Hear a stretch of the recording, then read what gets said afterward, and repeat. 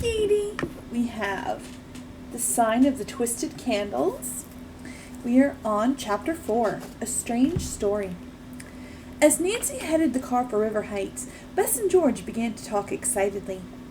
"I wonder what the feud is about," said Bess. "Must be pretty bad."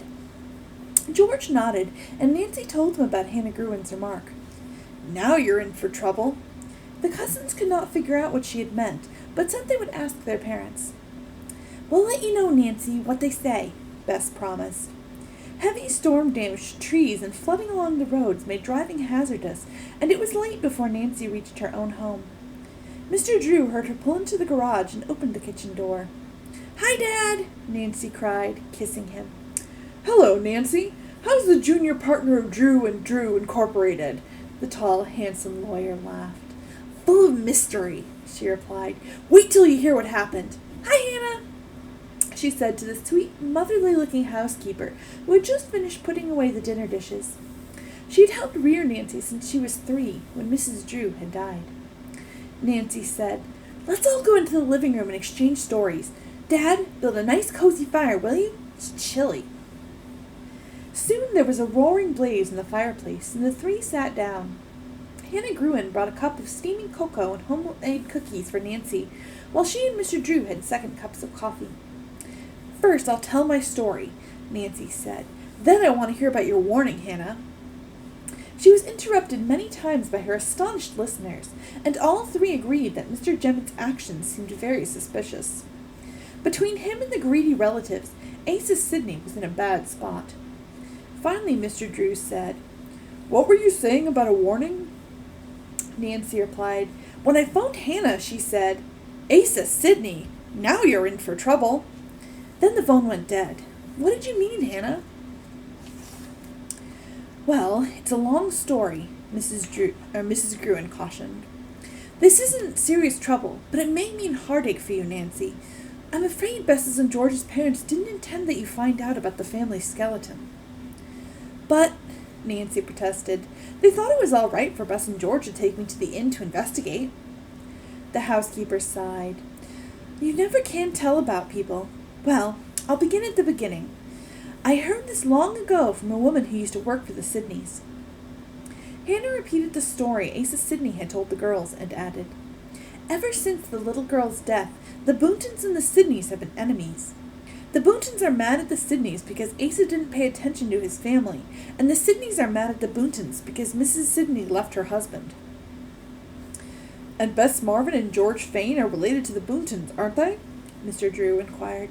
"Exactly. Mrs. Asa Sidney's maiden name was Boonton." After Mrs. Gruen had explained the complicated family tree, Nancy remarked, "So Bess and George are great-grandnieces of old Asa Sidney." "That's it," Hannah nodded. "Mrs. Marvin and Mrs. Fane didn't expect you to find out all about the feud, only whether or not the Gemmetts are mistreating Asa Sidney." Nancy laughed. "I'll stick strictly to the Gemmett case." "Once," said Mrs. Gruen, "there was some sort of reconciliation between a Boonton and a Sidney, and a marriage, I believe. But the feelings of both families were so bitter that they disowned the couple. I don't know what happened to them." At that moment, the telephone rang. Nancy leaped to her feet, hoping the call would be from Ned Nickerson, her favorite date. Instead of Ned's cheery baritone, the voice on the wire proved to be feminine. "Is this Nancy Drew?" "Yes." "The Miss Drew who was at the Twisted Candles this afternoon during the storm?" Nancy's pulse quickened. "Yes, I was there with 2 friends," she said. "Who is this?" "Carol Whipple." "Carol, I'm so glad to hear from you. I was just telling my father of our meeting and telling him, too, that I hope to visit you again soon." That's good of you, Nancy. Your father's a lawyer, isn't he?" "Yes." "Mr. Sidney wants a lawyer, a really good one, Nancy," Carol said. "Could your father come tomorrow morning to draw a new will for him?" "I'm sure he'll come," said Nancy, "but let me ask." A moment later she had his promise, and Carol was delighted. "Please come with him. I'll be waiting for you." "I'll try," Nancy replied. She hurried back to her father. "May I go along?" This is strictly cut-and-dried legal business," Mr. Drew replied, "but I might need a detective.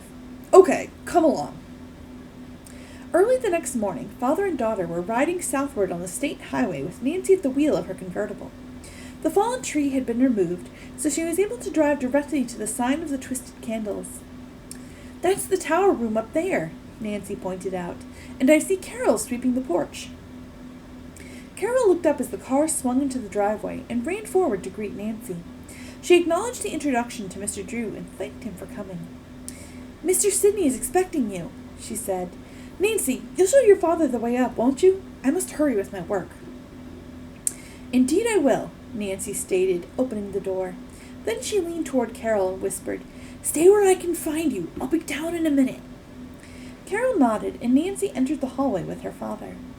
Before they could proceed, Mrs. Jemmett popped into the hall. "You wish breakfast?" she said. "We don't usually serve this early." She gave no indication that she recognized Nancy. "No, thank you," Mr. Drew answered. "I have a business appointment with Mr. Sidney." Mrs. Jemmett jumped in front of the staircase. "You can't see him! He's ill. He didn't sleep well." "That's all the more reason why I should go up," the lawyer persisted. Mrs. Jemmett was firm. She stretched out her arms to bar the way. "You'd better leave," she advised angrily. Nancy was in a quandary. She knew her father would never touch the woman. If Mrs. Jemmett was to be forcibly removed from the stairway, she would have to do it. Ooh.